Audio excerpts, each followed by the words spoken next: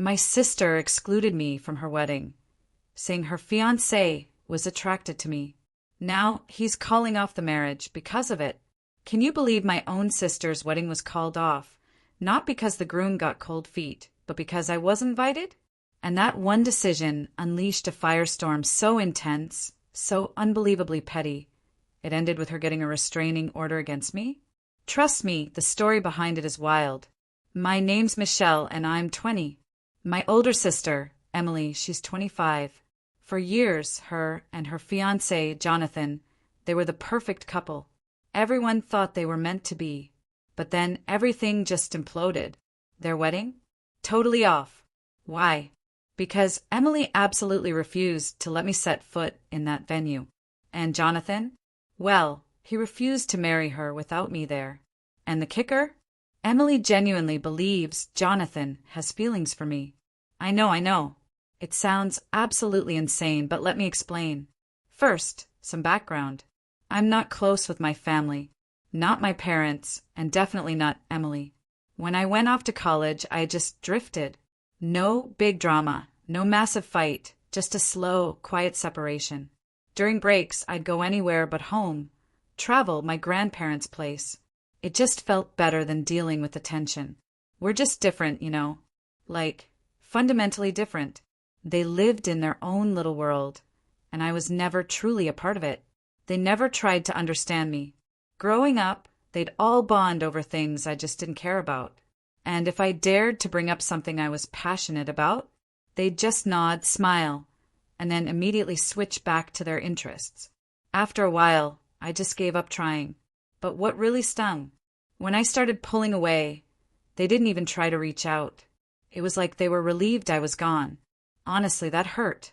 You expect your family to notice when one of their own is fading away, but they just didn't care. It just confirmed what I already knew. I didn't belong with them. So, I only showed up for major occasions, birthdays, holidays. Even then, I felt like a stranger, a visitor. The conversations were polite, but superficial. No real connection, no warmth. Emily and I, we never had that sisterly bond you see in movies. She was always the golden child, the one who did everything right, followed the path my parents laid out. I was the black sheep, the odd one out. They're not evil people, but they had this way of subtly tearing me down, these little remarks that seemed innocent but cut deep. Eventually, I just decided it was better to avoid them entirely. Why put myself in a situation where I constantly felt out of place, uncomfortable? But then, last Christmas, Jonathan came to dinner. And for the first time in forever, I didn't feel completely invisible. My family has this knack for making me feel like an alien in my own home. But Jonathan, he was just kind. He actually talked to me like a normal person, not the weird black sheep sister. I didn't think much of it at first. Just basic politeness, right? But Emily? She apparently had a huge problem with it. It wasn't like we were having some deep, private conversation.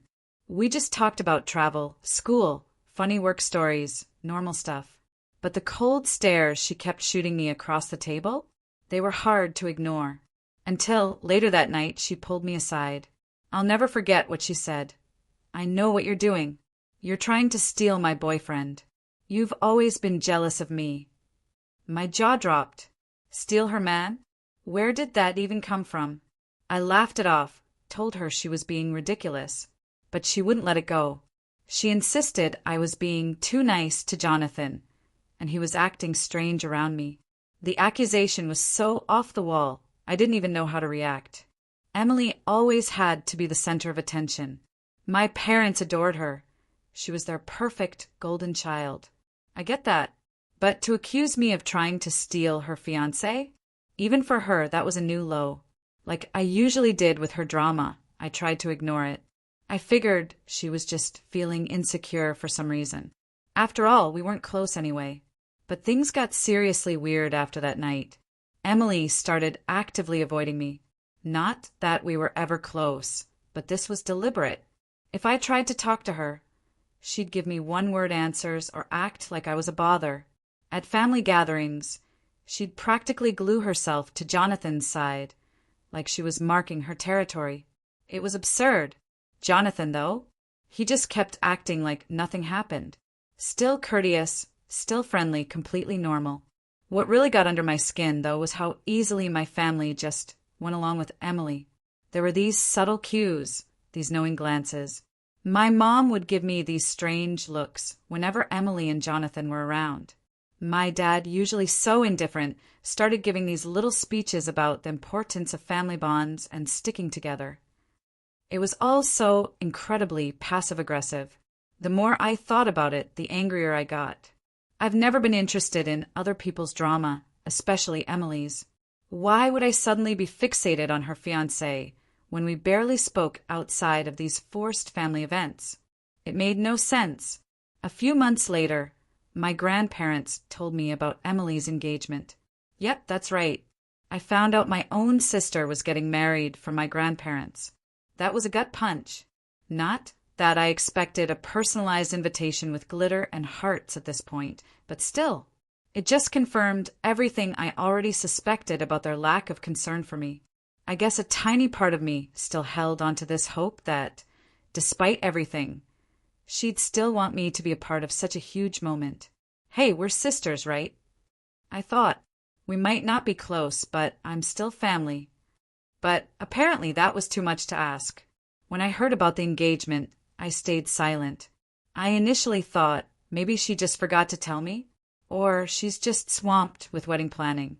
I know it sounds foolish, but I was still giving her the benefit of the doubt. I thought surely she'd call, or at least send a last-minute invite. But days turned into weeks. Crickets. Then, out of nowhere, Emily called. I was genuinely taken aback. We hadn't truly spoken since that bizarre accusation at Christmas. I answered, trying to sound casual, like my own sister hadn't completely forgotten I existed. After a few awkward minutes of small talk, she just blurted it out. I'm not inviting you to the wedding. I went silent, trying to process it. Even though I wasn't exactly thrilled to go, hearing her say it aloud still hurt. When I finally asked why, she gave me the most ridiculous explanation. I don't want you there because Jonathan has feelings for you. It'll just be uncomfortable. I literally laughed. Out loud. It was unbelievable. Jonathan? Having feelings for me? And even if he did she honestly think I'd stand up during the ceremony and declare my undying love for him? It was so utterly preposterous, I didn't even bother arguing. I just said, have a great wedding and a happy marriage, and hung up. Honestly, by that point, whether I was part of her special day didn't matter. I didn't need that kind of turmoil. Emily and I lived in completely different universes, and I'd accepted that. But I just needed to vent to get some outside perspective. Was I the only one who thought this whole thing was absolutely insane? Had anyone else been through something similar? I was desperate for guidance. Okay, so I need to get this all down while it's still fresh in my head, because yesterday was an absolute whirlwind. Emily's rehearsal dinner descended into total chaos, and somehow I ended up right in the middle of it. I was just having a typical Thursday night, curled up with my laptop, working on an assignment, when my phone started exploding. At first, I ignored it. I've gotten pretty good at that lately. But then, in less than 10 minutes, I had 7 missed calls from my dad. My dad, he's not the type to call more than once. He assumes you're busy. He'll try again later. 7 calls? Yeah, something was seriously wrong. When I finally answered, he was trembling. His voice was like nothing I'd ever heard. Michelle, you have to get here immediately, he kept repeating, like a broken record. Right now. When I asked what was wrong, he just said, it's about Jonathan and Emily. Just come, please. His desperation was genuinely alarming. But here's the thing. Did they really think I'd just drop everything and rush to their rescue after all the accusations, all the drama, all the exclusion from the wedding? I told him exactly that. Remember, Dad? I'm not attending this wedding. Emily was pretty clear about that. Michelle, please, he pleaded. Jonathan is unwilling to hold the wedding without your presence. That stopped me cold. What? Before I could even process that bombshell, my phone beeped again. It was Mom. She was crying. Really, truly crying. "Your sister needs you," she sobbed, as if she'd completely forgotten how they'd all treated me for months. Hearing her suddenly cry about sisterly love and family loyalty, when they'd been perfectly fine without me until things went wrong, felt incredibly surreal. Then Emily called, her voice a shambling, barely comprehensible mess. Apparently, Jonathan showed up for the rehearsal dinner and immediately asked where I was. When Emily told him I wasn't invited, he lost it. Not in a furious way, but more subdued and deeply disappointed. He stood in front of their friends, the wedding party, both families, and declared that he simply could not marry someone who would treat their own sister in such a manner. Emily, still sobbing into the phone, recounted how he'd said that after seeing how they'd all treated me, he couldn't be part of a family that would so readily reject one of its own. "You're just like Mom and Dad," he'd apparently said, adding that he didn't want to be around such poisonous behavior. Honestly, a huge part of me felt utterly validated. Finally, someone had seen what I'd endured for years. Someone had stood up and said, "This is not okay." Emily wasn't finished, though. Through her sobs, she started outlining this intricate plan for me to come to the venue, to explain that it was all just a major misunderstanding, that I was the one who decided not to come to the wedding. "You have to tell him it was all your idea," she insisted. "We can fix this, Michelle. Just come and tell Jonathan you had no intention of going. Tell him you were never left out. Please, I can't let him go." It was breathtakingly audacious. After months of making me feel like a man-stealing villain, of explicitly telling me I wasn't allowed at her wedding because her fiancé might be attracted to me, she now wanted me to lie, to save her relationship? After making me feel like trash in my own family? I let her cry on the other end of the line for a long time. I just listened. Then, as coolly as I could manage, I said, "I won't lie for you, Emily. You are now dealing with the repercussions of your own decisions. Decisions you made to ignore me, to treat me like I didn't exist. Fixing this is not my responsibility." "But he'll hear you out," she almost screamed. "He believes in you." "Perhaps," I replied, "he trusts me because I've never given him a reason not to. Perhaps he doubts your true self because of what he's seen in how you've treated me. In any case, I won't be attending the event, and I won't tell lies to improve your reputation." She was still complaining when I hung up. I then made myself a cup of tea, switched off my phone entirely, and sat down to truly think about what had just happened. Over the next few hours, my phone kept lighting up with notifications. I glanced at it. Voicemails from my parents, missed calls from Emily's friends, texts from relatives I hadn't spoken to in years. The entire family seemed to have banded together to try and coerce me into cleaning up Emily's mess. But you know what? For the first time in my life, I was absolutely sure that avoiding them was the right thing to do.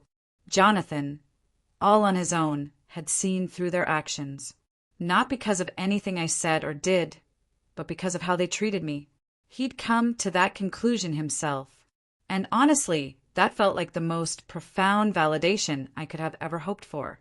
Last night, I went to bed without my phone. And for once, I slept better than I had in months. Let them deal with the consequences of their own behavior. I am done cleaning up other people's crap and being the family scapegoat. My grandparents, the only relatives I still communicate with, told me this morning that Jonathan isn't returning calls from Emily or my parents.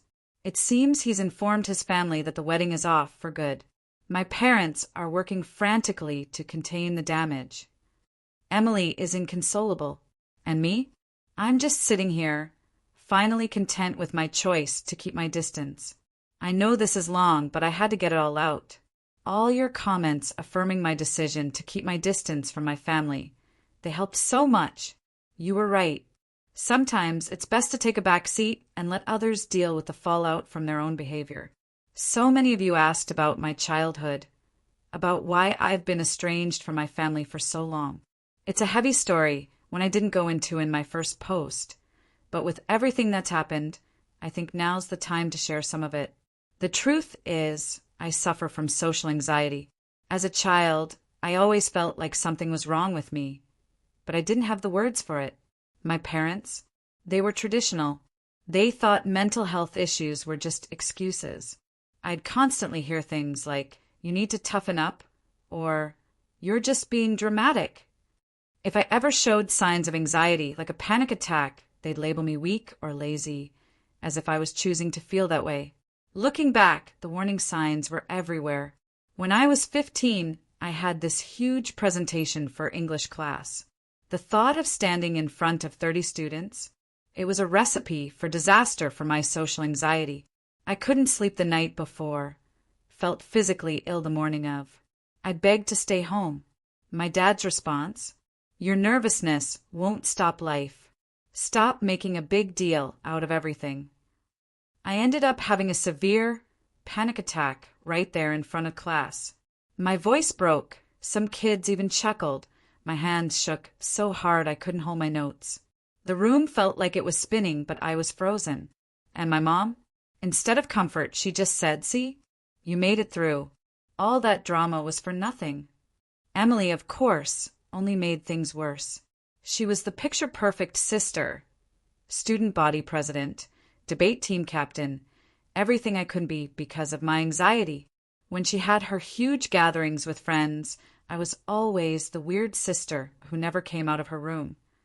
I even overheard Emily tell her friends once, "Yeah, she's just antisocial.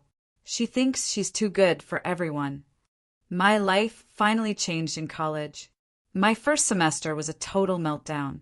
Being away from home, new social situations, trying to manage my anxiety while balancing classes, it was too much. I remember sitting in my dorm room, gasping for air, truly feeling like I was dying. My roommate, bless her heart, saw something was seriously wrong and practically dragged me to the college counseling center. There, I met Dr. Martinez. She was the first person who truly listened to me. She didn't tell me to toughen up or minimize my emotions. Instead, she helped me understand what was happening. After a few sessions, Dr. Martinez suggested seeing a psychiatrist for a proper diagnosis. And when I finally got that diagnosis, social anxiety disorder, it was like finally putting a name to the monster I'd been battling my entire life. It wasn't seeking attention. It wasn't being dramatic, as my family had always insisted. It was a legitimate ailment. And more importantly, it was treatable. Therapy opened my eyes. Dr. Martinez helped me see that my family's actions weren't just unsupportive. They were actively damaging. She gave me tools for setting boundaries, for advocating for myself, for recognizing toxic behaviors. That's when I started intentionally distancing myself. What really gets me, though, is that when I tried to explain my diagnosis to my parents, they completely rejected it. "These doctors are just trying to make money by labeling everything a disease," my mom genuinely said. Emily, rolling her eyes, added, "You're just using big words to justify your antisocial behavior." Last Thanksgiving, before all this wedding drama started, I made one final attempt to explain things. I had a whole speech prepared about social anxiety, with research, with figures. My dad interrupted me mid-sentence. "Michelle, when are you going to stop making excuses and start living in the real world?" Right then I knew. They would never change. They would never even try to understand. They had this fixed idea of me as the problem child, the dramatic one, the one who needed fixing. And you know what? Realizing that was strangely liberating. It made it easier to stop looking for their understanding, for their acceptance. In hindsight, I can see how this deeply ingrained dynamic led directly to the wedding fiasco. My parents' quick acceptance of Emily's version of events, without even challenging it. Emily's immediate leap to accuse me of stealing her fiancé. It all stems from their long-held belief that I'm the difficult one, the one who needs to be managed. Jonathan, though, he saw right through it. He observed how they treated me, how they minimized my feelings, how they used me as a scapegoat, and he called it out for what it was: poisonous conduct. Unlike everyone else in my family's social circle, who just accepted their skewed reality, I guess what I'm trying to say is that this wedding drama wasn't some isolated incident. It was the culmination of years of deeply dysfunctional family dynamics, where I was consistently portrayed as the bad guy, the problem child, the one who needed to be fixed. Maybe that's why Jonathan's decision feels so incredibly righteous to me. Someone else finally noticed what I've been going through for years. So, yeah, that's the backstory many of you asked for. And it explains why I'm not in any rush to make amends right now. I've spent far too many years trying to change how my family views me, trying to earn their understanding and acceptance. I'm finally finished with that, accepting that some people, even your own family, will never truly understand or accept you. Sometimes that's the healthiest thing you can do. It's been a month since everything blew up, and I finally have to share the last piece of this story, because what started as wedding drama is actually finished now, though it evolved into something I never could have predicted. Emily, as you can imagine, lost everything when her wedding was called off, and she decided it was all my fault. She somehow got my new phone number, and then she shared it with absolutely everyone she knew. Overnight, I was inundated with hundreds of hateful messages, from strangers, from her acquaintances, from distant family members. Guilt-tripping, outright intimidation, even threats. Then came the vandalism. Classic Emily, who used to do this to girls she hated in high school. First, it was just eggs on my car. When that didn't get the desired reaction, she escalated. I can't even count how many times I found my mailbox ruined, my car vandalized, or my apartment door covered in offensive notes. The final straw? She slashed all 4 of my car tires and left a threatening note in her distinctive handwriting. Through all of this, my parents consciously chose to ignore Emily's actions. Their standard response to every incident: girls will be girls, or you need to be more understanding of your sister's pain. Even after I showed them security camera footage of her attempting to break into my apartment, they dismissed it as Emily just wanting to talk. But here's the kicker: I was ready. Thanks to this incredible community, especially those who suggested I install security cameras and record everything. I learned from the attorney you recommended that this wasn't just family drama. It was criminal harassment and vandalism, using witness accounts, video evidence, photos, and hundreds of threatening messages. We built an ironclad case. Emily finally realized she'd gone too far when my lawyer presented all her evidence, along with a cease and desist notice. Her attempted break-in, caught on tape, was especially damning. She tried to bargain through her own attorney, offering to cover damages if I dropped everything. But I refused. This wasn't about money. This was about accountability. This was about consequences.